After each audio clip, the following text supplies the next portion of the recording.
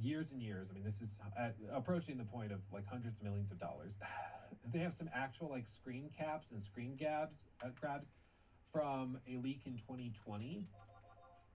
And I'm gonna just be real.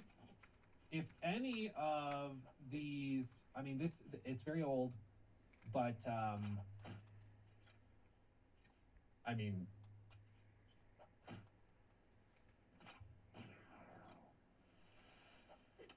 after people threw fits over like over the problems of Concord's designs. Again, this could totally change. These are 5-year-old leaks at this point. But if this is where they were starting,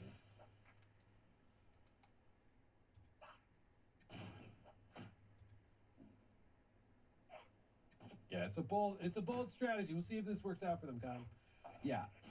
We'll see. We'll see. I'm anxious about it for them on their behalf. And I'm saying this as somebody that like will get a lot of enjoyment out of talking about this game if it looks the way that I'm starting to think it might be. But they cannot afford for this game to be a disaster. This game is one of their biggest, most ambitious, and expensive projects that they've got on the books. And they've just made an interesting hire. So as you can see, Arctics posted this on X. The Horizon Online project just gained another game design legend. Chris Proctor, beloved by the Destiny 2 community for unique weapon designs and mechanics, has joined Guerrilla as Destiny a design 2. director. Welcome, What? Chris. The Horizon community is happy to have you. So he previously worked at Bungie. You can see listed for 5 years and 3 months. Senior design lead on Destiny 2 Sandbox Craft lead. Prior to that, senior design lead, Destiny 2 weapons feature lead, and then was hired and moved to the Netherlands to work on this. Just hired, like today. Let's see. So this guy says, yeah, I bet he's taking on a lot of what Dennis Zopfi did, who previously was like a gameplay director, previously worked there, now is working over at CDPR in The Witcher 4. Dennis was lead combat designer for Horizon Zero Dawn and Horizon Forbidden West. He was probably They keep churning out these games I don't want. When he went to CDPR to work on The Witcher 4, lost one legend, gained another. So, this game is getting canceled soon. Highly unlikely. They clearly stated in November post for an intern that the game would be preparing to launch in 2025 and has been progressing for 7+ years. Plus, as stated in my original post, they just hired a high-profile design director, very unlikely to be canceled. I do agree it's very unlikely it's going to be canceled. I think it almost certainly launches. But the games industry is somewhat unfair, okay? It's a little unfair. And it's unfair in the sense that some studios can get away with some stuff and others can't. Some studios can present X, and then if this other studio presents X, it could be the identical thing. I like Luke Stevens. He's good. It's not always just studios. It's also publishers. It's also all of that. And the problem is a little tribal worry, but you know, he's good. And they say, well, Fortnite can do this. Ubisoft can do this. Like, why is it that this studio can do this but we can't? Like, how does that make sense? I don't know. But they think they should be allowed to get away with it because their game looks identical, right? I think it's interesting to see how these studios try to trend chase in certain ways where they will look at Fortnite and be like, oh, well, Fortnite has this art style and people love Fortnite. Look how many players they have, how many billions they make, right? And so they go and they throw money at it and try to do that themselves. But then their fan base comes at it and is like, what is this? Like, I didn't want the Fortnite style. I didn't want characters that look like they were made out of cardboard boxes. I don't want this. I like Horizon for being beautiful and high fidelity. And now you had to lower it, no doubt, because it's a multiplayer game, because you can't have the same level of fidelity while having 5 players, 6 players at a time. It's like, I get why, but also, like, I didn't ask for this. Yeah. And that's the bigger problem, I think, for the Horizon multiplayer game, is no doubt when the game comes out, it will have probably a ton of content. It will have a bunch of weapons. It'll have a bunch of skins, no doubt some to buy with real money. And it better be free to play. If they're charging $70 for it, I think they're gonna be pleasantly surprised. But ultimately, like, the problem they're gonna run into is that Monster Hunter fans just got Monster Hunter. And depending on when this launches, they could also be getting an expansion, because there's some speculation that this might get pushed to next year. And if that happens, they're probably launching next to a big expansion for Monster Hunter. So Monster Hunter fans will probably, some of them might try it, but they'll probably play Monster Hunter. So then you're relying on like Horizon fans to play this. But if Horizon fans love Aloy, if they love the narrative stuff, if they love the beautiful, stunning graphics, are they really going to jump into an online like You know, I haven't looked at a review of Monster Hunter Wilds, and I suppose I will. You know, I haven't done Skill Up in a long, long time. I wonder how the Skill Up is doing. I haven't been to that channel in a long time. I think I blocked him at some point. Oh yeah, day one of Once Human. Yeah, Once Human is coming to mobile. Yeah, that's cool.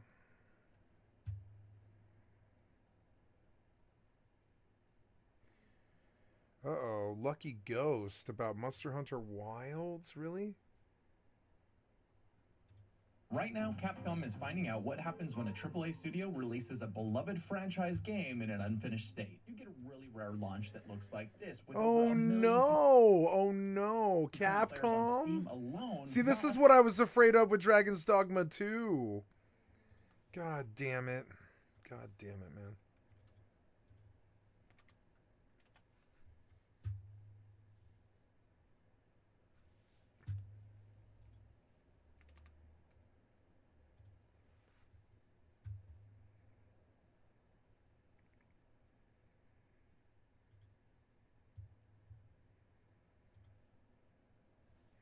Wow. At the same time, earning mostly negative reviews. And let me know down in the comments how your experience has been with Monster Hunter Wilds. So we need to talk about this. Let's take a look at why people are so angry, as well as Capcom's surprising response to all of this. And while the game has earned mostly negative reviews on Steam, it still has over 1 million people logging in to play it concurrently on Steam alone.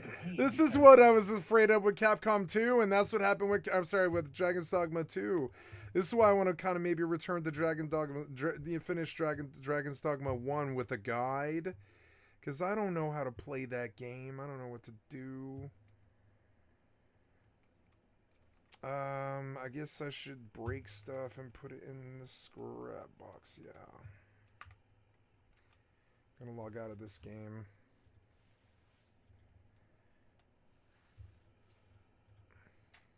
This game is actually a ton of fun if you can actually run it. But I think that this game is a little bit of a wake-up call for these developers, as I'm sure they were expecting a much warmer reception than the one they're getting right now. So let's take a look at what people are complaining about by looking at a couple of these Steam reviews here. This one says, my grandma runs better than this game. Don't ever change Steam reviews. I love you. Now, I think this is the #1 complaint that people have right now. It's going to be absolutely the performance issues that this game is having. The next review says, this game is everything wrong with PC optimization in 2025. Oh, see, and they were like, later on, they were like, we fixed Capcom, we fixed Dragon Dogma 2. I was like, oh, really? You did? It's good frame rate now? Are you certain that you fixed Dragon's Dogma 2? I'm not certain. Also crashing for a lot of people on both PC and console, and that seems to be the thread. You'll see the people that are saying the console. Oh my god, console crashes are something I did not experience for 27 years. I think I started seeing that in the PlayStation 4 era, but that's not common. Like you would see it occasionally in the PlayStation 4 era on games that you might think you would see it on, like Grand Theft Auto 5 or RDR2. But like when I think of console crashes, I think Grand Theft Auto or something, some huge open world when it's busy, GTA Online or something.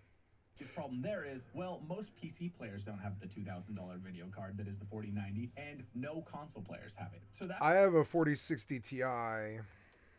That makes for a lot of disappointed customers. But this next review really summarizes the sentiment around performance right now. It says, the game is absolutely amazing, but has the worst optimization I've ever seen. People actually love the game. They're actually really enjoying the game when they're able to play it and when it's running smoothly. The problem is their computers or their consoles just aren't handling They just can't, well. their consoles can't even run it. So bad. Then why make it? Because it might be good. Yeah, this is what they, launch, it's using the same engine, and they had a lot of Yeah, oh, they use the same engine as Dragon's Dogma, but I mean, yeah, that's a good engine, kind of. I don't know. Similar problems with performance in that game, and so that was one of the things I was Yeah, Dragon's Dogma 2 has performance issues. I totally spaced that. And I guess it would be good to play on GeForce Now, maybe. Fucking nay. As this game approached, how's the performance going to be? Have they fixed performance with their engine yet? Because they are using the. Well, I had intended on playing Dragon's Dogma 2 tomorrow. Like we'll see. Really struggling here. Perhaps the most surprising thing about Capcom's responses so far fact that they haven't really been talking about the poor performance and all of the crashing, and players are starting to notice that. If we look at they're like, don't talk about it. They're just like, uh-oh, we dodged. What about performance issues on PC and consoles? Fix performance. Yeah, like what's happening? Anything going on? Yeah. Some players can't play the game. Game is crashing on Xbox Series X since the last update, and this person says at least say something. Yeah, they didn't expect this from Capcom. So players are very frustrated both with how the game is running and also with Capcom's response to how it's running. So and it's Square. Doesn't Square publish this too? It's Square. It's Capcom published by Square, I think. With no real acknowledgement from the studio that this game is in a pretty rough state. Square is guilty for this too. I'm fairly sure. Didn't Monster Hunter World? Who publishes Monster Hunter World? I mean, I guess it is just Capcom. Is it Capcom? None of my. I always thought that was Square for some reason. Was the publisher and Capcom was the developer, but no, it's.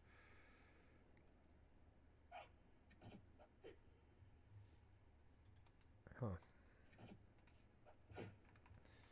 People religiously love Monster Hunter. I've never understood it. Is the networking issues? The players are. See, I can't subject myself to that sort of stuff. Plus, they make so many of these. The BAM games. If I'm going to play a game like this, I'd rather just go buy the Elden Ring DLC and suffer through that. I know it's going to be better. Like, I have the skill to beat the Elden Ring DLC. I'm not sure sometimes. I think one of the reasons they ride Monster Hunter Worlds and all this shit like that is that they can just keep grinding and grinding and grinding until they get good. And like Elden Ring won't really let you do that. It'll let you get carried through in co-op, but it won't let you grind till you're good. It'll still repeatedly kick your ass if you don't get good. Oh, 92 hours as a level 11 summoner. That's sad. Xin Chao. Oh. Go again. That they're in constantly, and I'm guessing that this is just a launch issue. You've got millions of people trying to log into these lobbies, and the servers are just not handling it well. This seems like I am dedicating to Final Fantasy XI Hardcore now, and it was just kind of weird. And I'm finding like I'm having trouble finding something I want to play in the background. Even it's kind of weird. Like I guess Avowed was pretty good, but it was requiring me to do a lot of paying attention and a lot of storyline and stuff. And while I like the combat, I now feel sort of bored of it because it is a linear game. It's linear like Baldur's Gate 3 a little bit.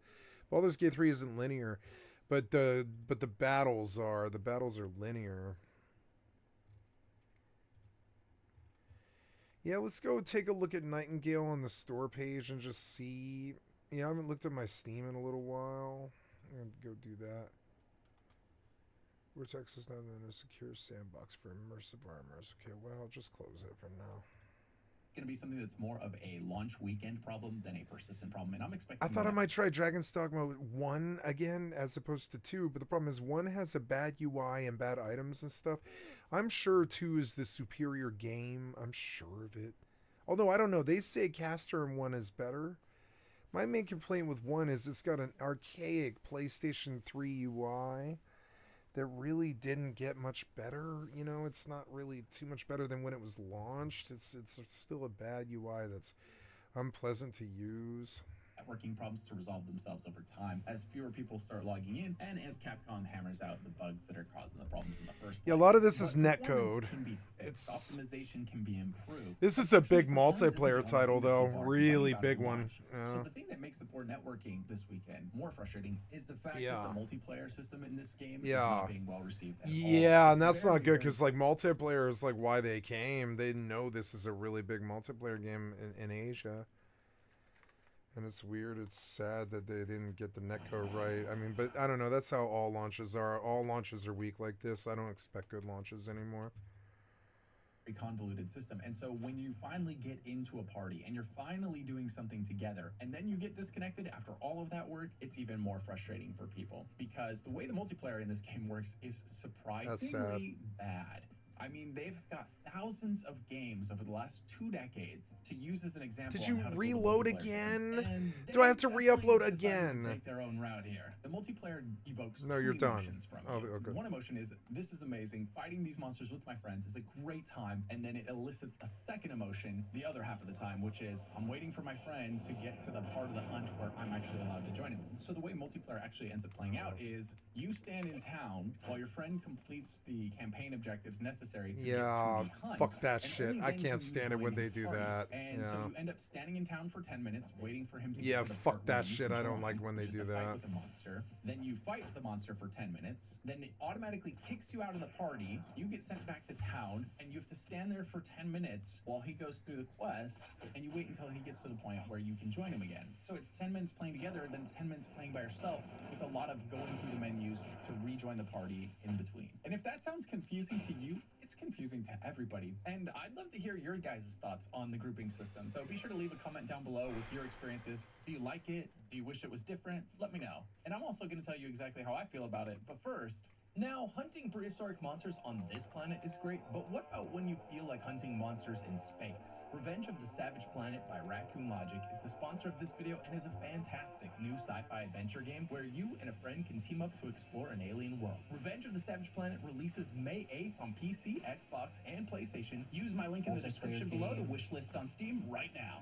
And yes, it has couch co-op. In this game, you'll explore your way across vibrant planets while you hunt for new gear and new upgrades. Who knows what secrets you'll uncover as you hop from one mysterious planet to the next. You'll solve puzzles and defeat enemies with a wide arsenal of tools and weapons that you'll collect as you make your way through the game. Scan and catalog everything on a quest to increase your clearance level and unlock better gear. Once you've found the right collection of items, you'll be able to create new gear to help you on your journey. As a result, thorough explorers will be heavily rewarded as there is tons of loot and secrets hidden away in every corner and crevice of these worlds. If you order Revenge of the Savage Planet within the first month, you'll get the Cinco de Mayo Trash Panda suit for free, and if you order the Cosmic Order Edition, you'll get 3 days early access, bonus quests, the Gold LeMay spacesuit, and order on Steam within the first week of launch and get 10% off. And purchasing within the first month on Steam gets you a free copy of Journey to the Savage Planet, the first entry in the franchise. So, what are you waiting for? Jump into the latest entry in a franchise that's been enjoyed by millions of players around the world. Revenge of the Savage Planet releases May 8th on PC, Xbox, and PlayStation. Use my link in the description below to wishlist on Steam right now.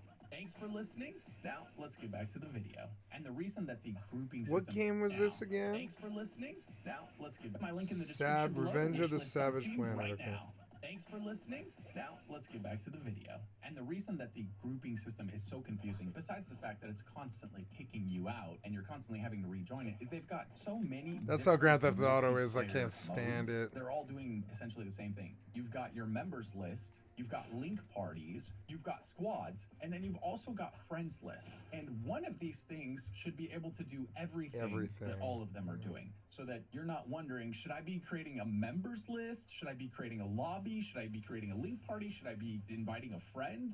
Like, which one am I supposed to do to play multiplayer? Why does the game have squads that you can make, and link parties, and members lists, and lobbies, right? One of these things should be able to do all of these things. And so what it results in is an incredibly unintuitive menu system. It's a really convoluted process, and it's really surprising that a game that's this popular is using a multiplayer system that is this flawed. And like I mentioned, the tragedy of this is when you're actually finally in your friend's party, and you're finally fighting the boss together, it's magic. That's when you get the Monster Hunter experience that you came for, that you love, and it's a great time. It's just that they make experiencing that so difficult while you're going through the campaign. Another complaint I'm seeing a lot in the Steam reviews are ones like this one right here. Pineapple with Perp says $70 games should not have microtransactions to edit character appearance. So the way Yeah. this game does character appearance changing, once you've created your character, you get one free character change, and then after that, you have to buy DLCs from the Steam store to change your character appearance. The DLCs look like this one right here, $9.99, so $10 to be able to change your character 3 times. You get a 3 voucher pack, and you get that. So you're spending $10 to get 3 character changes. It seems like they think of this game as a single-player game. Otherwise, the multiplayer functionality would be a lot better implemented. And so they end up charging you real money to change your character's appearance in a game they think of as a single-player experience. This one always strikes me as weird. It's not something that has ever been a problem for me because I make my character, and then I don't really ever change their appearance after that. The game has a really good built-in armor changing system where you can easily change how your armor looks. It's got a transmog system where you can apply different armors over the one you're actually wearing to make it look like you're wearing something that matches, that's really cool. And it's got a great dye system so that you can customize the colors on the armor that you're wearing. So I think that the character customization is actually really fantastic in this game, but it always does rub people wrong that they are selling these character editor vouchers if you wanted to change something other than your armor about your character's appearance. And it's worth noting one of the other frustrations people have with this system is since the character appearance changes are DLCs, that means once you've bought all the DLCs that are related to changing your character's appearance, you can never change it again because there's only a finite number of these DLCs that you can buy off the Steam store, and you can't buy them more than once. So there is a finite number of changes to your character that you can make. This is one Capcom gets flack for every time they release a game. They've done the same thing on recent games that they've released. So this one's not new for Capcom, but it is one that people complain about in the Steam reviews every single time. Another complaint I'm seeing a lot is when you're riding your mount around and you're picking up ingredients and you get the error that pops up on screen saying, hey, your pouch is full. Do you want to send this back to your field camp? And then you have to select, okay, my pouch is full. And then you have to select, okay, send it back to my field camp. And so you end up having to press like 3 buttons after you pick up the item. It's just another situation where it could say, hey, we're sending this back to the field camp. And you say, okay, but instead it's multiple button presses. And really, it should just be automatic. You shouldn't even have to confirm it. You pick it up and it should say, hey, your pouch is full, so we send it back to the camp. Or at least give us the option to have it function that way. That would be... Anyway, I'm done with him talking about this. That's sort of sad. I mean, yeah, but not that the game's bad. The game's probably not bad. Sort of sad, though.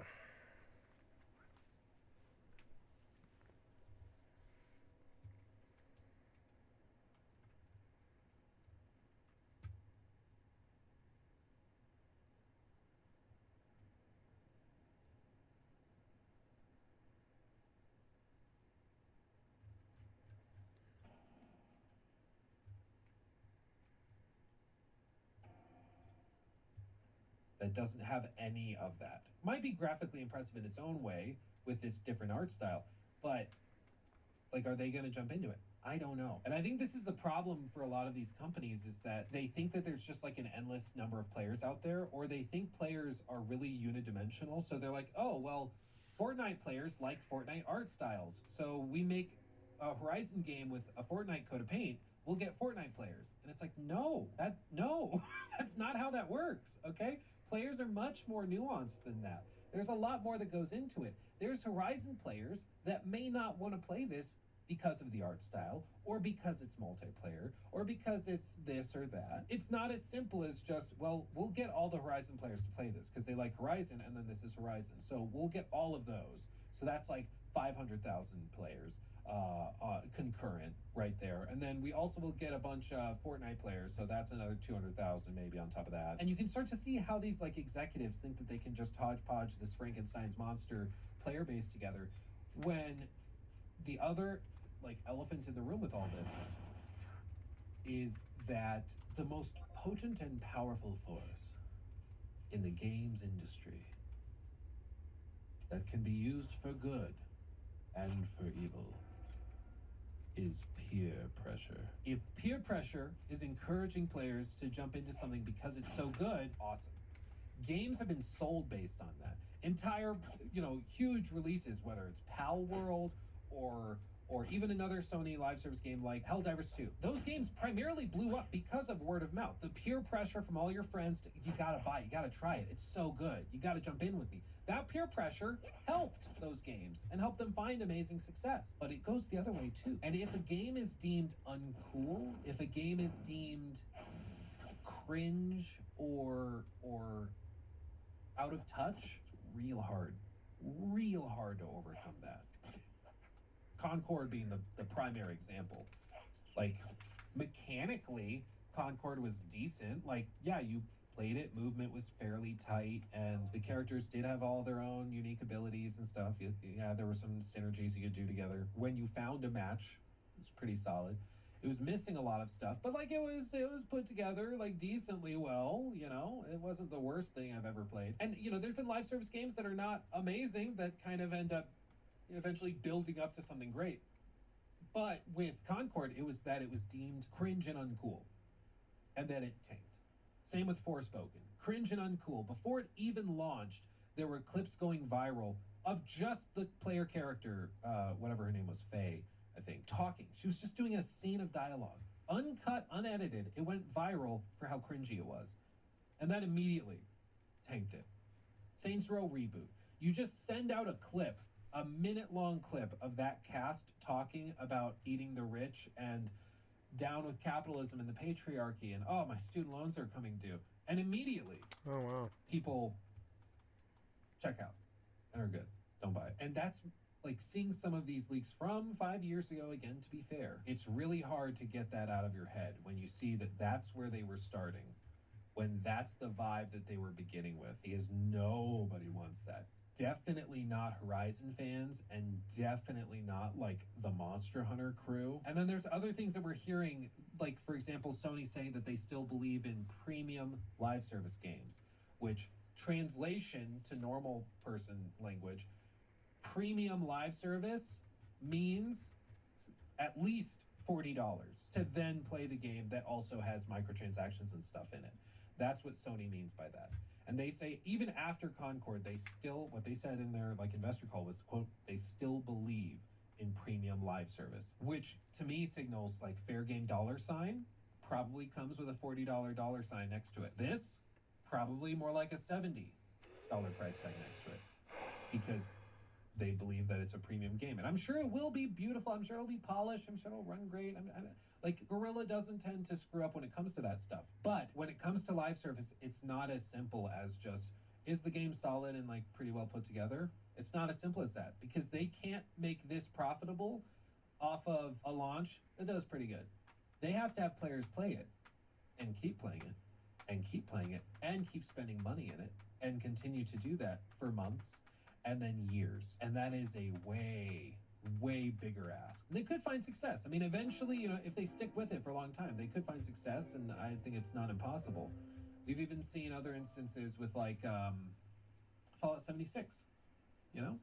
I watch your content on YouTube. Finally able to watch a Why live did stream. you do this? Here's a little something for the interesting talks videos. Thank you. NL7 Olaf Wave. Thank you, Revens GC. Thank you for that sub over on Twitch. Yeah, I think that like Fallout 76 is a great example of a game that starts, of course, horribly. Like probably one of the worst launches of any live service thing ever. Way worse. I don't know what the peak player counts were like, but Fallout 76 was a total unmitigated disaster. And that game is still rocking. Like there are still people that pour hundreds of hours into that game that are paying $100 a year memberships. No Man's Sky, exactly, Polly. That's another great example. Started horribly rough and now has ballooned into this amazing package that's overwhelmingly massive.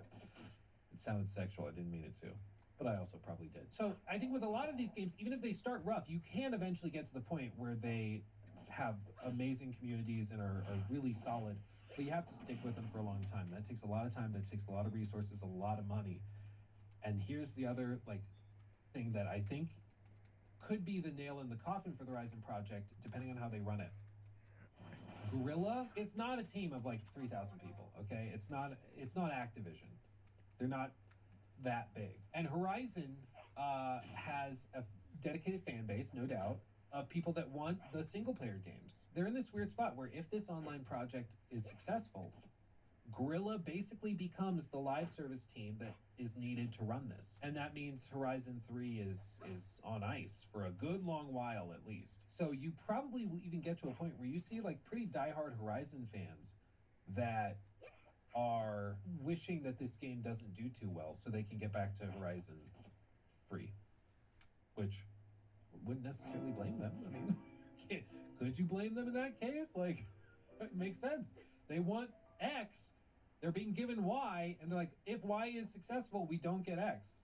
I don't like that, you know? So all of this to say, we should be seeing in the next handful of months, probably, something about the Horizon game. I would guess at the summer, maybe in like June, we see the PlayStation showcase that reveals the game. And maybe they're shooting for release this fall. What would be really, really freaking funny is if, you know, the meme is that Horizon always launches next to a bigger game because they think that it's bigger than it is, and it always harms Horizon's like final player counts and stuff. With the first game, they launched like right next to Breath of the Wild. The second game, they launched right next to Elden Ring. It would be so freaking funny if they ended up releasing accidentally right next to GTA 6. It would be so funny, dude. But it's not outside the realm of possibility because they constantly do this. Like they think that they can hit way above their weight class, and it's not impossible that they end up going right there. They're like, Herman, what the hell are you doing? Why are we launching next to GTA 6? Why are you doing this to us? He's like, no, Horizon's massive. It's bigger than Star Wars. And they're like, it's not though. Like, it's really not. It's not. It's going to be great. It's going to work out. Don't worry about it. It would be really funny. It would be really funny, but we will see. We will see. Because again, they're expected to probably launch this at some point this year, which means they got to show it relatively soon. They're going to launch they also have this. Marathon in the mix with all of this. There's rumors and leaks and speculation that they're going to start showing Marathon in the next like handful of months, which would clear the runway to probably start showing off Horizon around the summer and maybe release in the fall next to a GTA 6. So time will tell. Time will tell. But they got to get it out at some point and figure out what they're doing. And I just can't wait. Because I think the Horizon game, honestly, this is probably one of those instances where the Horizon game is going to hinge on that first trailer more than probably any other game this year. Because if that first trailer is anything like the leaks, and that stuff has remained, I think there's a strong chance that this game gets memed into oblivion. But if they've like looked at the feedback to the leaks, and there was some speculation the leaks might have even been controlled, where they dropped that stuff to see if players would react positively to the art style direction and all of that. And then when the reaction was really negative, maybe they pivoted away from it. That's possible. It's possible what we end up seeing is nothing like those leaks. There's been stories even in Hollywood, you know, where they will leak who they're considering casting for a role, and it's not a leak. Like, they put it out there themselves because they wanted to see what like social media would say about, oh, X actor being cast as this. So this type of thing happens. It's not impossible that the leaks were controlled dissemination of information and they wanted to see what the public would think of it. But who knows? Who knows? I think that first trailer is going to be crucial. And if they don't nail it, and if it's cringe as hell, it's going to be a long year on the Free Roam podcast for Jor. I mean, because I'll be joking about it all the time. And it will be funny. We will have so much fun. But I hope it looks great. I hope that they nail it. I hope that they introduce some clever new ideas that we haven't seen before. I hope it's awesome. If I were a betting man, I would guess, just based on the quality of decisions we've seen from PlayStation in the last few years, if I were a betting man, I would guess that it probably is filled with some decisions I will find surprising. But we'll see. Honestly, if Horizon Monster Hunter doesn't do well along with Horizon MMO, we could see the series shelved for a bit. I mean, the thing is, like, if this launches this year, let's say this launches in like September or November or something, and it's just not doing great, it's not making much money, and then they try to launch the MMO. I think the MMO honestly stands a better chance of success because it's not coming from Guerrilla. I think Guerrilla has outsized pressures on them because there is an understanding where people know that if it doesn't do well, they are in serious trouble of getting, like, you know, the next game. But it's just going to be very interesting to see how it plays out. If the game comes out on Steam still requiring PSN like Helldivers 2, I'm out. Yeah, I mean, it literally will. They said that for the single player stuff, they're walking that back. But for the online stuff, their goal is to have crossplay and stuff at least available, and so they're going to need the PlayStation Network stuff, because they also want to make it so when they ban you, if you're banned for like cheating or something, they can keep you banned. It was good. Thank you, Luke Stevens, for the excellent content from your stream. I've linked sub to your channel. This topic may upset our friend Joe Raptor, but we have to talk about it, okay?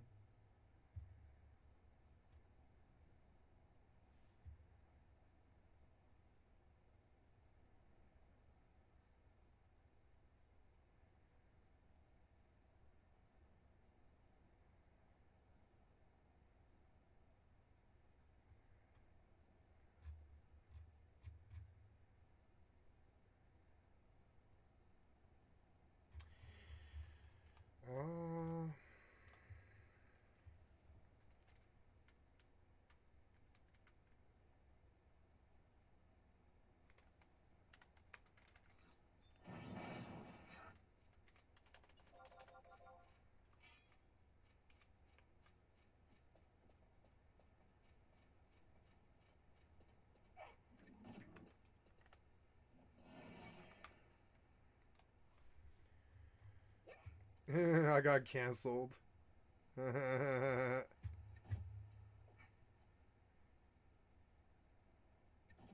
What's up, everyone? Oh my Seeing this, god. that means I've probably been banned. That's right. Cancel culture has finally come for me. Oh my god, it's over. It's over. The free speech warriors. Where are you now? They've taken me out, ladies and gentlemen. It's over. I'm done.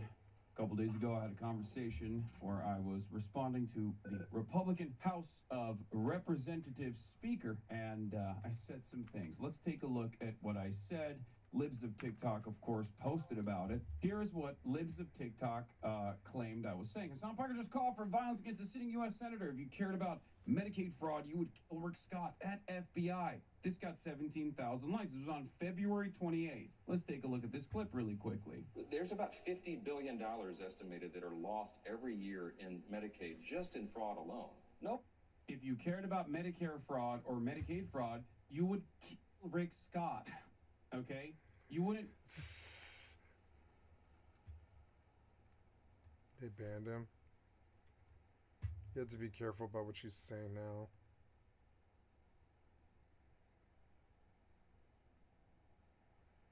I rage quit Monster Hunter Wilds. Uh-huh.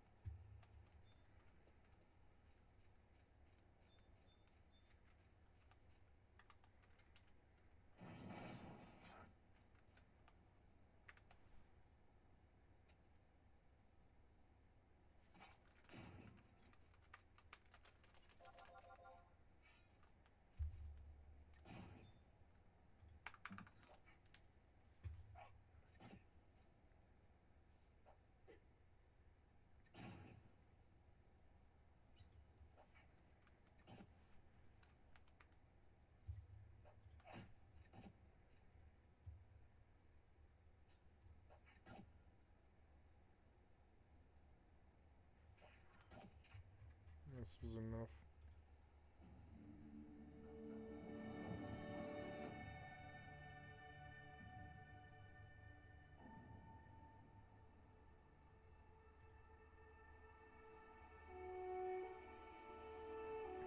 Ralph Koster, who made Star Wars Galaxy and Ultima Online, well, their new MMO is finding success on Kickstarter. Monsters and Memories has announced a 72-hour playtest that you're all going to want to play. And a Red Flag MMO is now on sale for $2. And there is unexpected content for a closed MMO that's all about war. All of this and a little bit more in this MMO news update for the month of March 2025. And honestly, I'm just glad that this is a more of a positive news update, because the start of the year has been a little rough for MMOs. Yeah. Ralph Koster's new MMO has gone and done something incredibly brave or very stupid. I'm not entirely sure which yet. Because you see, they launched a Kickstarter in a world after Chronicles of Illyria existed and happened. And the largest, most well-known Kickstarter MMO, Star Citizen, has still not launched. Imagine if this space MMO launched before Star Citizen. It's entirely possible. But so far, the Kickstarter seems to be going well for them as they smash through their initial funding goal in an hour and have gone on to hit multiple stretch goals, raising almost 500,000 at the time of this video. And even if he was, but I guess we're 500,000 at this point as I'm editing the video. We're gonna have plenty to and discuss even once we hitting get out of here. more stretch goals, including 2 new playable races. And one of the things to note here is of that 500,000 they've raised so far, of the original 200,000 goal, well, they have 23 days to go in this project. And while Kickstarters do normally slow down as they go on into their depth with the highest like investment early on, it'll be interesting to see just how high they go and how many stretch goals they unlock, because they're being pretty ambitious with their release schedule, which we'll talk about here in just a second. This Kickstarter is a bit different from most because the game is currently already in a playable state. This is more about getting the game to a more playable state. When I played the game, I saw the bones of something truly fun, but it wasn't without issues. Combat was largely ruined for me by lag, and while the terraforming was fun, you could also see where it was still pretty limited in its alpha state, with the size of things being a little bit too big, so it kind of looked like it was God damn it, I blew up my feet by mistake. Freezing lakes with ice or making those lakes turn into steam with fire was a fun and really interesting thing to consider doing, not like in a survival game, but in an MMO.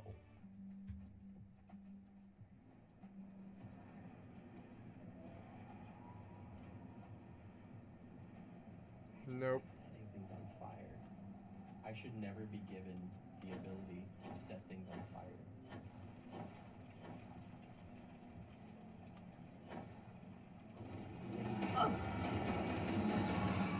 Wait, is this a player's thing? Can a player plant these? Oh no, this looks like something someone actually did. Oh no.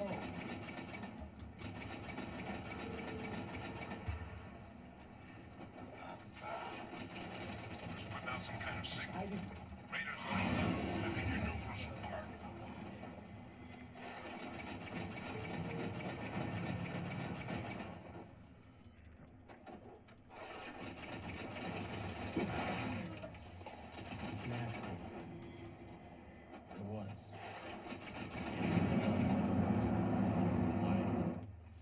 The MMO had been in development since 2019, and in the Kickstarter they showed early access for this year in 2025 with an estimated launch of the first half of 2026.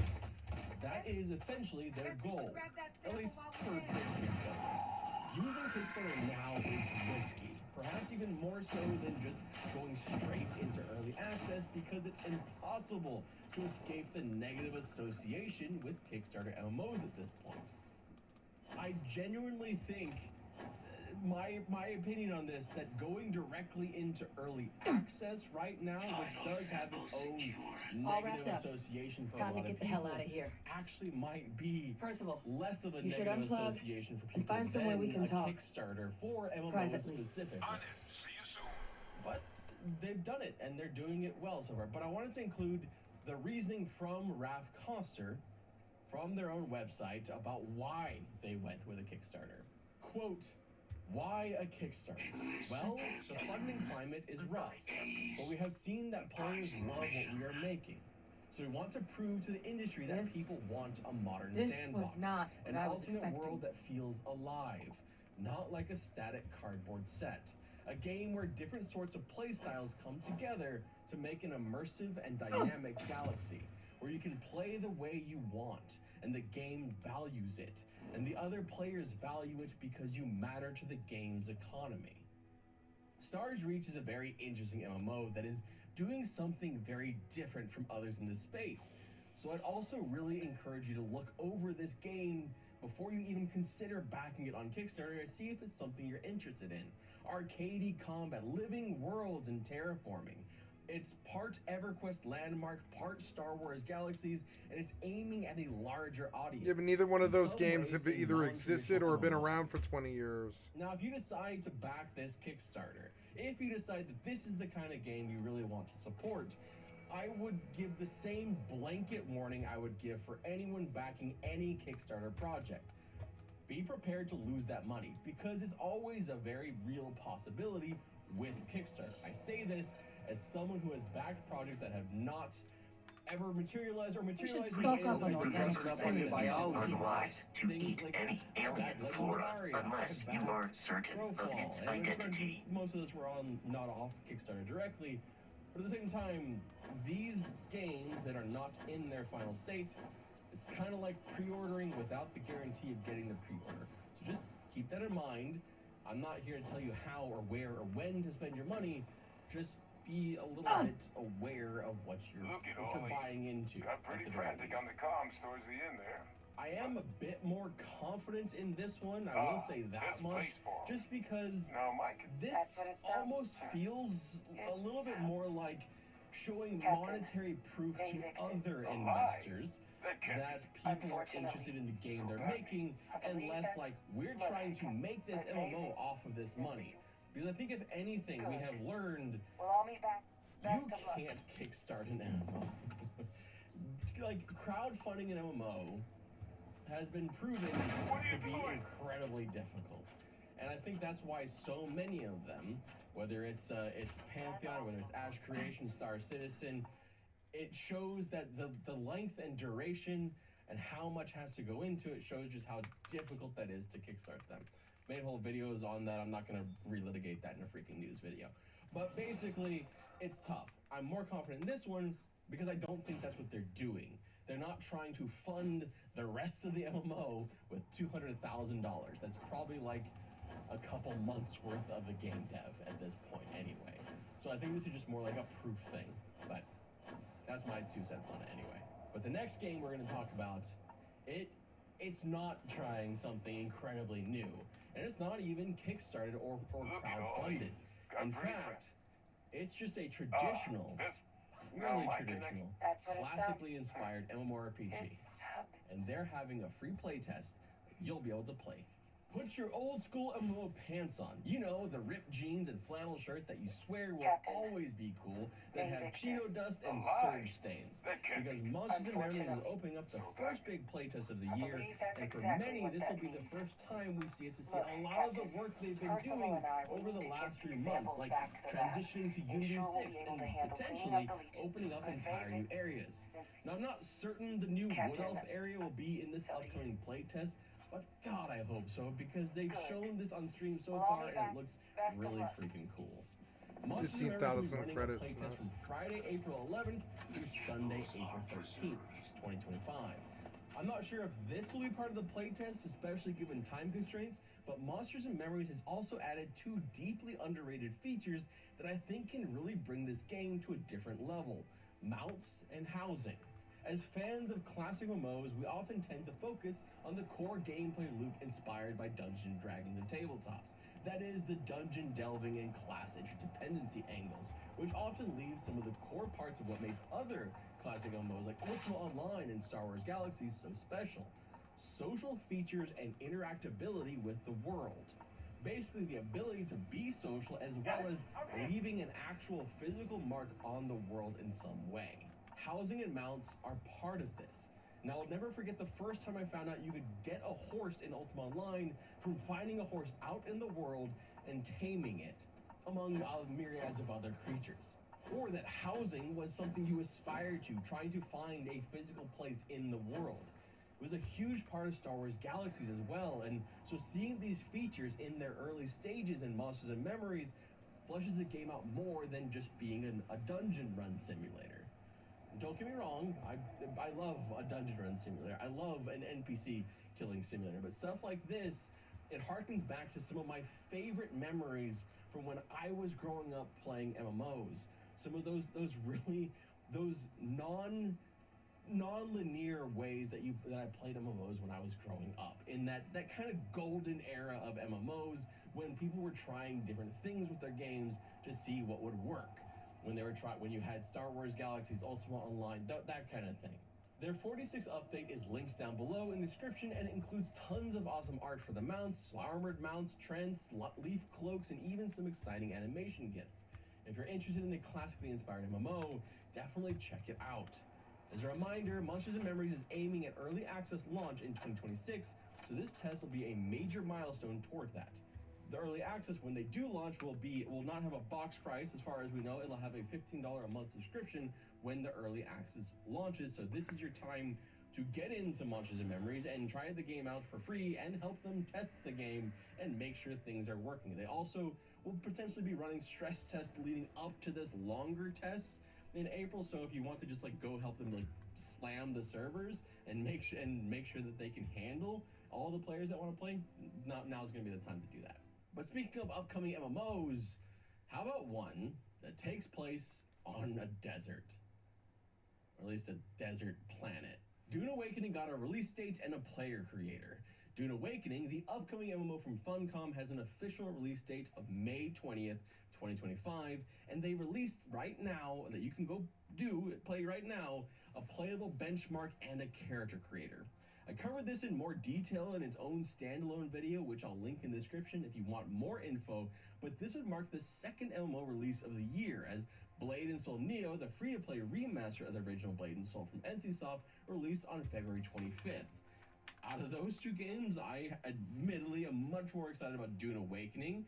I'm a little hesitant about whether it's going to have large enough, persistent servers to feel like an MMO, or if it's going to be too much leaning into the survival elements. But I'm still excited to see exactly what this game coming from Funcom is, and hopefully make sure that they don't, mess it up with monetization. Isn't that the worry with every MMO?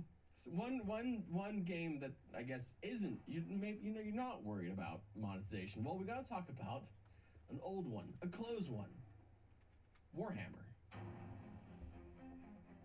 Warhammer Online was one of my favorite short-lived MMOs. It was a game that had so much potential, and I thought its collapse under both the weight of expectation, rushed deadlines, and poor execution of later content left what could have been an excellent, darker, and more grim version of World of Warcraft from the very IP that inspired World of Warcraft as one of the saddest MMO stories of the last 2 decades. Its revival as a private server, much like the Star Wars Galaxies private servers, post-closure stands out as one of the bright spots in that story, and the recent updates we got from the Return of Reckoning private server is honestly not what I expected, because it's all about PvE content.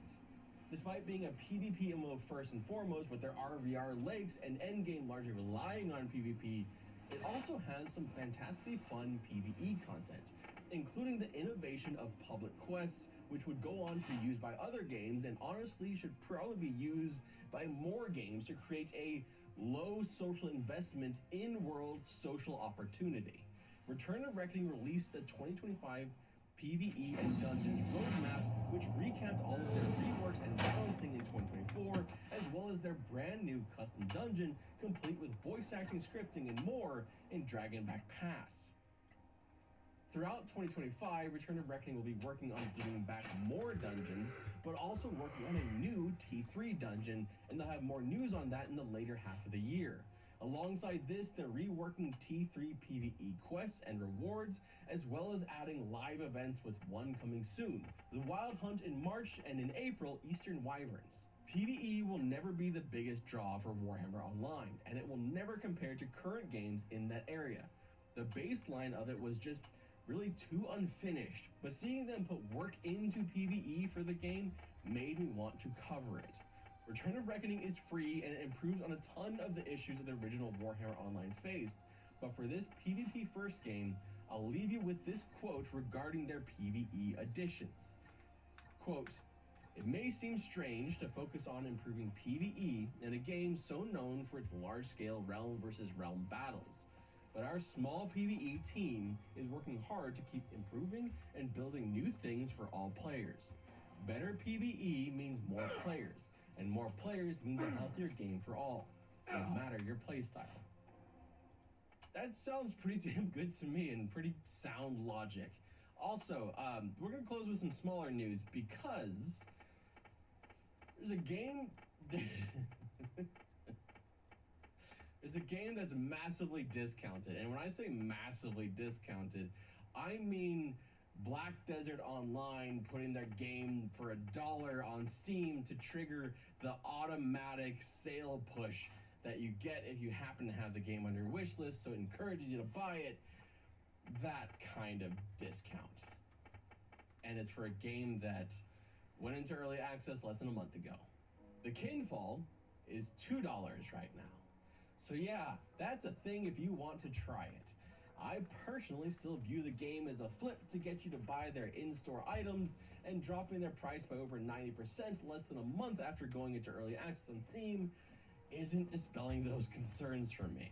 But at least some people seem to like it, so I thought I'd go ahead and tell you about it. However, I honestly feel like every time I mention the Kinfall, I want the TikTok guy with the big red flag to come out and just start waving it around, because there are so many red flags with this game, and just, you know what? I covered this game in detail after playing it and reviewing it.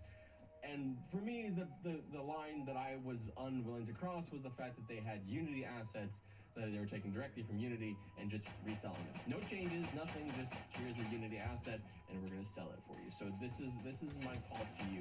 If you go try this game because it's on massive sale, because it's gonna be tempting because it's a new MMO, right? Please guard your wallet. Be cautious and careful. Understand that they I don't think have anti-cheat enabled yet. They're working on it, I guess. Just be cautious. This is more of I'm realizing now this is more of me just saying be cautious about this sale than saying go do the sale. So be cautious about the sale.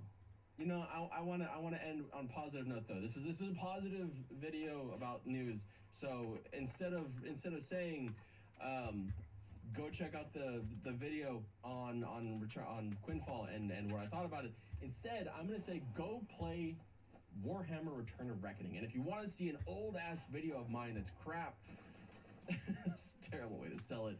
I actually covered the story of Warhammer Online and Return of Reckoning coming back from this whole, like, the graveyard of this MMO in this video right here.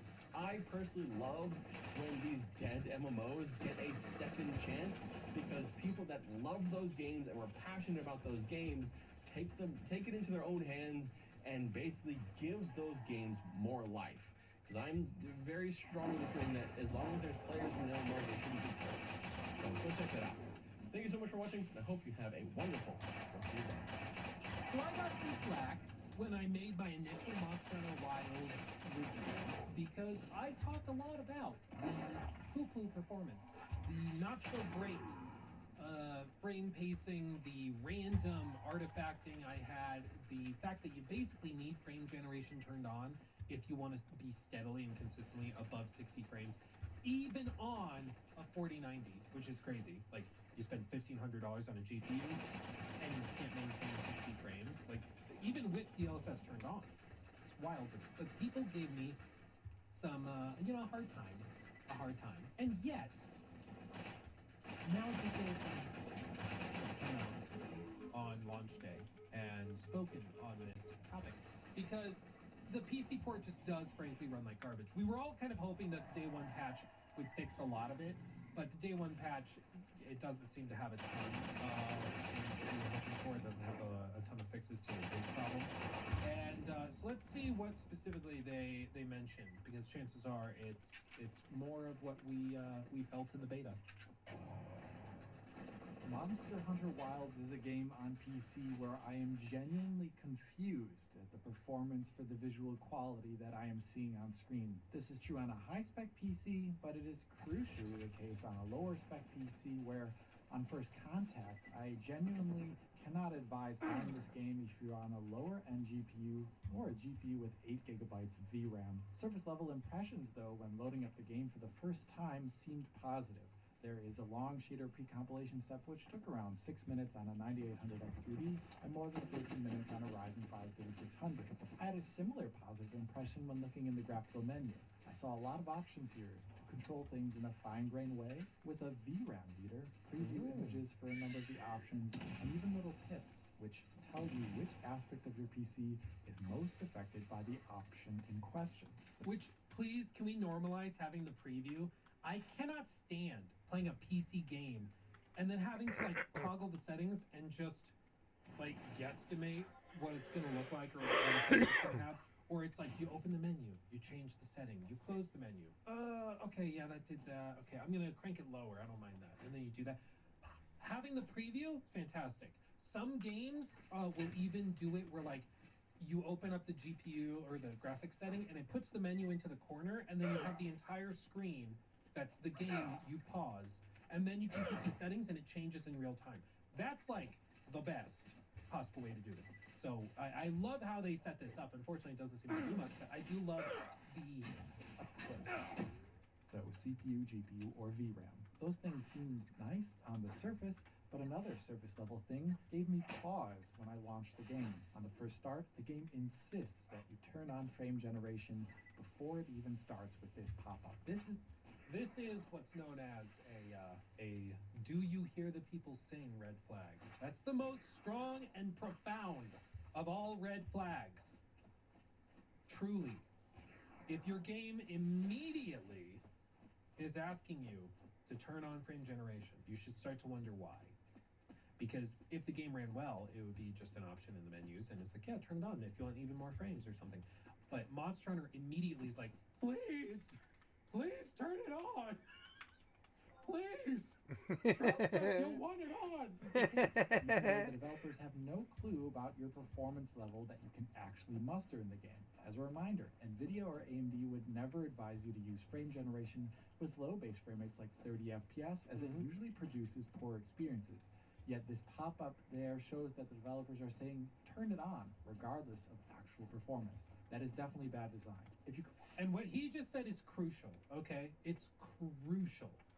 Frame generation can work like magic if the base game is solid, okay? It is the house you build upon a strong foundation. But if that foundation is sand, it's not gonna work. Because all frame generation can do is take what you are rendering and then use these algorithms to kind of create these interpolated maybe frames in between the rendered frames.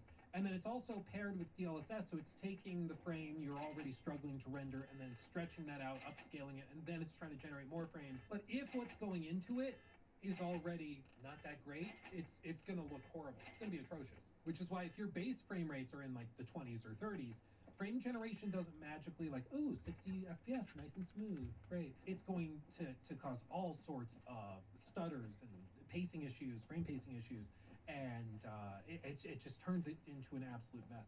So, like, frame generation is an amazing technology, no doubt, but you have to still have a decently optimized game at the base for that to build on and work with. And so that's why when you turn frame generation on in like Cyberpunk 2077 with high-end hardware, it's amazing. It's like actual magic. Because you're like, I just doubled my frames and it looks and feels great to play. But if the game is not running that well, it doesn't work. It just doesn't work. Click no here. The game further insists that you can turn it on in the options menu, reminding you again. Whatever their intent is here, to me as a tech reviewer, this insistence paints a poor potential picture for the game's base performance. After all the pop-ups, I played like any other casual user, and I used the game's default settings that it detected and set DLSS to balance mode at 1440p on an RTX 4060 and started my adventure. I immediately could tell though that something was just not right. Without even mentioning performance, I could see that the textures in the game were confusingly poor. So many shots had textures like this that were just bafflingly low resolution. I really think there's almost a PS3 level. And some of the textures, like this character's coat, even though it's directly in front of the camera, look straight up wrong. I presume the coat here is supposed to be white, but the poorly configured texture compression maybe has made it into a multicolored one with obvious mosaic artifacts. That's actually the coat of many colors. It's actually like religious significance. You bigot. How dare you? But this is the thing. It starts off like pretty solid. The game gets tougher and tougher to run later. Like, it starts to get really, I don't know, it starts to chug later in later game sections, which is unfortunate because that's when the cool stuff happens. When I finally got character control after the long-winded intro, Holy I was screen, Terry. greeted by big stutters each and every time I turned the camera while using the RTX 4060 at the default high settings at 1440p DLSS balance mode. Along with the stutters, it is quite easy to see how textures were taking a while to load in after each camera turn. So it looked bad and ran bad on the default high settings with no ray tracing on. As a reminder, these are the settings that the game defaulted to after detecting my hardware. Having tested PC games for so long, I know such strange frame time behavior when turning the camera can often have to do with aspects of screen and sometimes textures. With that learned experience in mind, I went into the menu to keep things down when I saw another thing which gave me pause again. The game's high textures, which look poor as I just showed, are definitely not the highest settings. The highest require a separate DLC download that will come out when the game is released on release day. So at least there's a potentially better visual experience for those with high GPU memory. The issue with it, I know, but that also assumes, and you know, to be fair, he knows way more about this than me. But one thing I've seen before is that games that have really poor data streaming, you can select high or ultra high textures, but if it's having trouble, whatever the term would be, updating and streaming in the high resolution textures when the camera pans and looks at it, then you can see that pop in where it starts really crappy and really PS3 like, and then it updates and looks like it should. And across the board, I think with Monster Hunter, there are problems with data streaming, probably because like the game is, or the engine is not optimized for really large open environments. It can have large, complex environments. You think back to World, for example, where there's a bunch of like verticality with things stacked on top of each other, which makes things really big, but it also means that on this level, you're not seeing anything down here, so you don't have to stream that stuff in. And so I think that that's probably part of it. You know, I'm not sure if it's just that the textures are bad. I think it might have something to do with how it's streaming them in. You know, this though is that looking in the menu at the VRAM meter here, it wasn't showing me any sort of warning or telling me that VRAM was in fact an issue. It was showing everything healthily below the yellow and red bars. So the VRAM meter and the game itself thinks everything should be fine at the settings it defaulted to. Yet just moving the camera is causing big stutters, and the textures are very poor, with obvious pop-in. The high textures in Monster Hunter Wilds don't just look poor because I was playing the game on an 8GB GPU. Even loading up the game on an RTX 4070 with 12GB of VRAM shows that the high textures are just the same. They're just poor looking overall. All the quality issues are there that I saw on an RTX 4060 with 8GB. In their defense, it looks okay if you kind of unfocus your eyes or if you take your glasses off. Then it's not that bad. Still, I'm a performance reviewer, so I know what I am doing. Tweaking down the texture settings to medium got rid of the stutters while turning the camera on the RTX 4060 at least. But that revealed two other big issues with the game's technical quality. One was that the medium textures are just awful anyway you look. Ew! Gross! Ew! Stinky! Look at that! Oh, wow! That's nasty. Man, like, but this is why these things are always tricky. Like, does having a wagon that looks like it was made out of Skyrim Rice Krispie treats, does that mean the game is therefore bad? No. The game can still be really good. But I do think it is a factor. Like, without a doubt, Monster Hunter Wilds, in some cases, is beautiful. And then in other times, you see stuff like this just to get it playable, and it looks really, really not great. To avoid stuttering on an 8GB GPU, you have to essentially downgrade textures to look more like something you'd see in a game from the early 2000s. Dude. Seriously. Look at what they did to my girl. Look at these textures. Jesus, dude. This is like certainly sub PS4 levels. I mean, it's not what you want. Just look at these textures. I'm kind of at awe that this is the texture quality required to make an 8GB GPU not stutter in what is essentially an empty desert filled with repeating tiled textures for sand. I did see somebody on X that was like, I don't understand how Monster Hunter Wilds can struggle to run so, like, at even a decent level. I mean, the first level is a freaking desert. It's nothing but sand. And it's like, this should be one of the easiest, types of levels for this game to render. I mean, it's not a forest. There's not a lot of foliage. It's just sand. It's flat. Like, why do you think so many games back in the day had these, like, sort of sandy levels, where it's just really flat and empty and everything? It's because it's easier to run. But in this case, it's like the game is still struggling. But this is like the danger. As I said, like in my review, I mentioned that the game ran. My words were that I couldn't say at the start of the segment, otherwise YouTube would freak out because they're worried about the first few. The term I used was it ran like hot donkey ass across my different PCs and hardware that I ran it on. And of course, we've seen how now and more clearly in a better format by somebody who talked about explaining it. But like, I had a lot of people coming at me saying that I had unrealistic expectations, that I was being a hater, that, well, if you were expecting this game to like run amazingly well, you don't know what you're talking about when it comes to Monster Hunter. It's like, maybe I don't. Maybe I don't.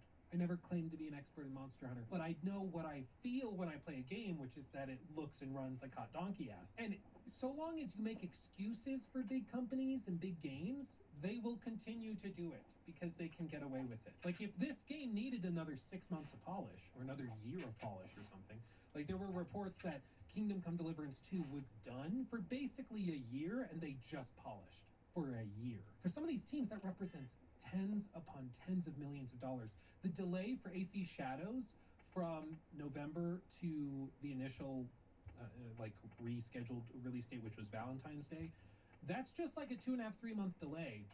But according to their investor calls, that was like a $25 million to $30 million decision, delaying it just those few months. So delaying games to polish them is freaking expensive.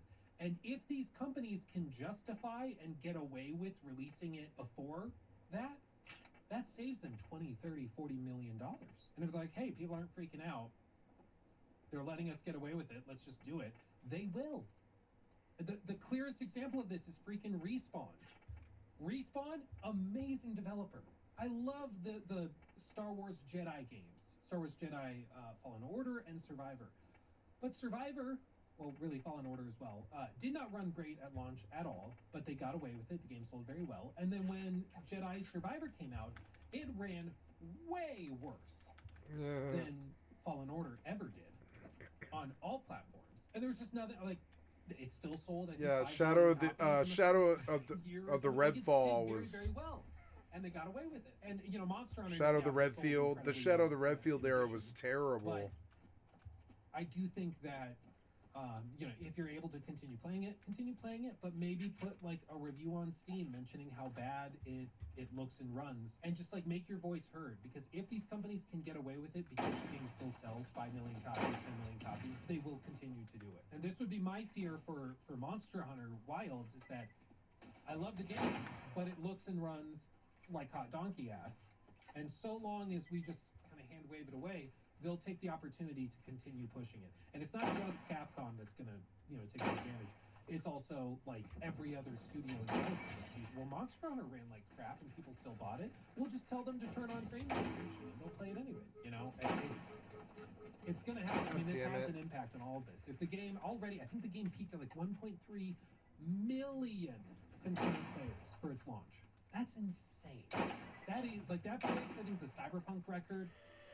That's crazy. I think that breaks Elden Ring's record. Correct me if I'm wrong, or at least it's close to it. It's wildly successful already, which my concern for 6 months, a year, 2 years down the road is that Capcom and other studios look at this and are like, so we don't need to optimize. You know, we don't need to. We'll just tell them to turn on frame generation. And that's my fear. But especially because optimization is already like a hot button issue, so I'm anxious about it. But continuing on. Oh, damn it! This is never. The other thing that I saw here at medium texture quality was performance related. Although the game was no longer stuttering when I turned the camera, it was obvious to see that it was heavily dipping in frame rate, and frame times were rapidly increasing just while turning the camera. Having tested many games before, I know delays of this as an issue and not expected behavior. Here we are in an empty desert with barely anything, yet just turning the camera is causing quite intense, rapid variations in frame time, and it's making a sinusoidal frame rate graph. Usually that's a problem. With VRR, Usually, that's a problem. I don't know why that was funny to me. It's just, usually, that's a problem. looks like the game is slowing down when the camera turns each time. Here's where I discovered something unique. You don't understand. It's cinematic. It's going slow motion. It's part of the experience. You just don't get Monster Hunter. Slowly panning the camera creates a very different performance experience, even though you're looking at the exact same things. With the camera moving slowly, frame times are normalized. The frame rate graph is not showing that sinusoidal behavior, even over an extended period of time. If I were to overlay the average frame time of slowly turning the camera, represented by a red line here on the bottom right frame time graph while moving the camera quickly, you can see that turning the camera at a faster speed produces excessively long frame times that go below that line. So for some reason, when turning the camera... I think what it is, like, the engine just doesn't have the scalability it needs for, like, the clouds and weather, because you'll notice whenever he shows the sky in frame, the frame rate plummets, frame times freak out a little bit. Like, it's very, very interesting. And that's, of course, something new for this game is, like, the dynamic weather and all of that. camera quicker, the game runs quite a lot worse. Having diagnosed things like this before, sometimes this can mean an occlusion culling issue with slower CPUs. But that is not the case here, as I'm testing the game on a Ryzen 7 9800 X3D, the fastest CPU on the market for gaming. Okay. Humble brag. Okay. Got it. Unreal Engine slap. No, this That is day, the Capcom's fastest that in-house, day. Previously, like, powerhouse engine, but Wild's, since they showed it, like, it didn't look quite as amazing as I think a lot of us were hoping, but especially seeing how it really has not improved a lot, it's been very disappointing. I mean, even when they did the initial beta test, I think it was it last year? I think it was, like November or something. Even that beta test looked and ran like crap, and they reassured everybody and were like, trust us, we're gonna fix it, it's gonna be way better at launch, this is a beta. But then, you know, it's just, they've made a little progress, but nowhere near enough. The other time I've seen an issue like this before is when a game does something less than optimal when streaming things onto the GPU. And in Monster Hunter, this seems especially problematic, as even when using the patently hideous low texture setting, this issue still remains. Textures are blown up pixelated messes, yet something streaming related is causing the GPU to dip here extremely just while moving the camera. And I'm not even turning the camera particularly fast here with heightened sensitivity. This is normal camera turning. Perhaps the issue is the RTX 4060 here. Not really. Even on an RTX 4070, we see similar behavior, just lessened in absolute numbers due to having more GPU grunt. There's still a sinusoidal frame rate graph when turning the camera, and frame times that increase in a strange way. Here's where I have to start theorizing. It's not the CPU, and it's somehow related to the GPU. I cannot be 100% positive as to why this is occurring, but if I were to hazard a guess, I think I'm seeing behavior related to direct storage decompression. Going into the game files, one can find direct storage DLLs, which make me think the following is happening. As you can see here with the textures set below in the menu, there's a lot of VRAM headroom free, even on an 8GB GPU. The in-game VRAM meter says that, and measurements from other programs like CapFrameX or RTSS confirm this. In spite of that large amount of VRAM headroom, the game for some reason is potentially still streaming things in and maybe decompressing the textures in an unnecessarily aggressive manner just by doing simple things like turning the camera. And maybe that GPU compute load is too much for GPUs like the RTX 4060, which shows then wild swings in performance when just turning the camera. But it is more reasonable on a larger GPU like the RTX 4070, which has a lot more compute, and that happens to show less frame time variance while doing this. That is just a theory, of course, and I can't prove it at the moment. But Game Theory? Is he still doing those videos? I haven't even checked on Game Theory in years. Feels like all the Game Theory stuff just turned into like Five Nights at Freddy's videos. It's like 30,000 Five Nights at Freddy's. This is what Purple Guy actually wore to his first prom. And it's like, what are we doing? He retired. No, I think that it's a new owner. I do remember MatPat retiring, but I wasn't sure if it was like, you know, a Keemstar retirement where it's like, I'm retiring, but he's back a month and a half later. But I mean, good for him if he actually retired, if he actually like rode off into the sunset. It feels like a lot of YouTubers struggle with actually retiring. the measured Anyway. behavior is the most important thing. Any lower end GPU like the RTX 4060 will have this extreme performance dipping when just moving the camera around. As a result, I cannot recommend playing this game on GPUs of a similar compute level to this one unless you're fine with these big swings in performance for doing something so basic. I measured the same issue on an RTX 2070 Super. I measured the same issue on an AMD RX 5700, and I would say it probably happens on an Intel GPU, but I found that the ARC A770 in this game ran it really poorly. It was around 20 FPS at similar settings as I was testing the other GPUs on. And we know something is obviously not right with the game's texture streaming, as on the ARC A770, textures were just not loading in there at all. So something ain't right. Beyond performance, I currently cannot recommend playing this game to anyone as well with an 8GB GPU, even if it's a bit stronger, like a RTX 3070. Dude, recommending people not play a game on an 8 gig GPU is crazy. That's wow. As the default high textures I are mean, that's the extremely new questionable, developers. They're and that the menu bad. They textures steal that much. required to prevent They're that stuttering bad. on an 8GB GPU are just laughable. Yeah, I mean, looking at this now, I see what it means. Like, it's not just a matter of screening in the proper texture, because you know, it's like a lot of games have the distant texture, which is of course really low res for when the camera's far away or not looking, you know, directly at something. As you get closer, it becomes more of a focal focus.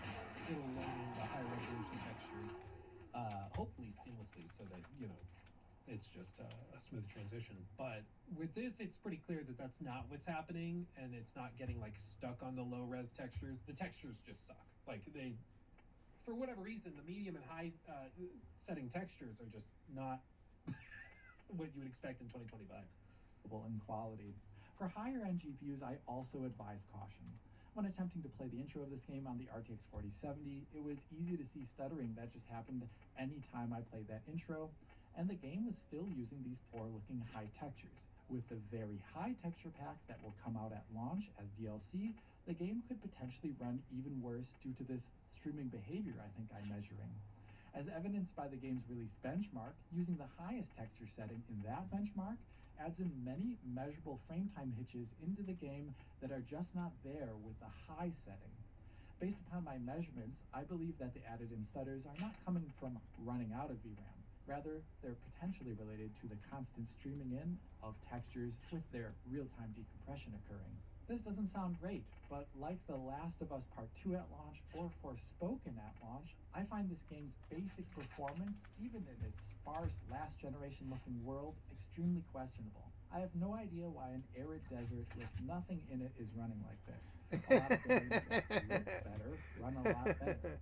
I don't need to see it. I mean, I don't need to see it. I mean, really. On a lower end GPU until it is Yeah, this game looks like utter crap, like Dragon's Dogma 2. I'm sure Dragon's Dogma 2 probably aged well, but probably has all kinds of patches and it's doing better now. But the only reason I'm willing to play Dragon's Dogma 2 is lossless. I wasn't willing to buy Dragon's Dogma 2 at launch, you know.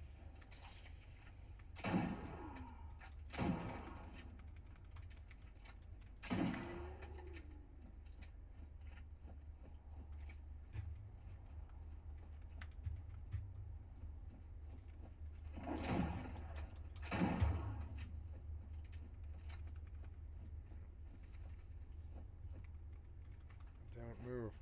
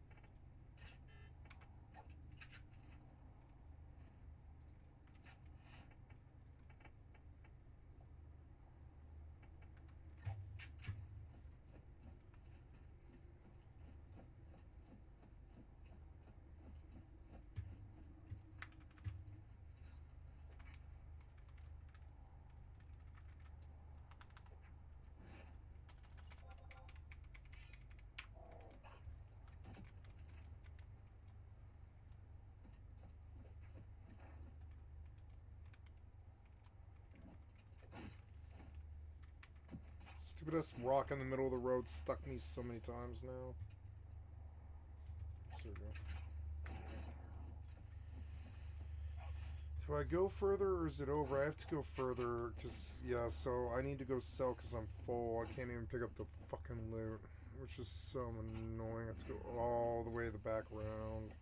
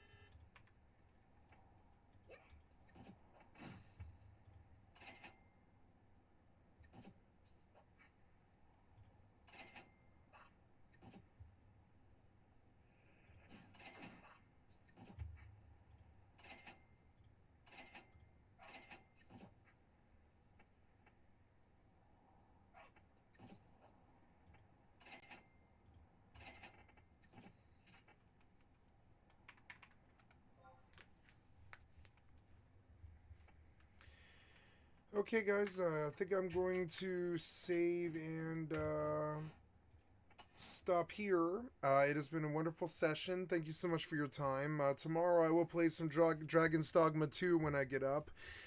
So tune in tomorrow and you'll see Dragon's Dogma 2 on my channel for the first time because I've not seen that.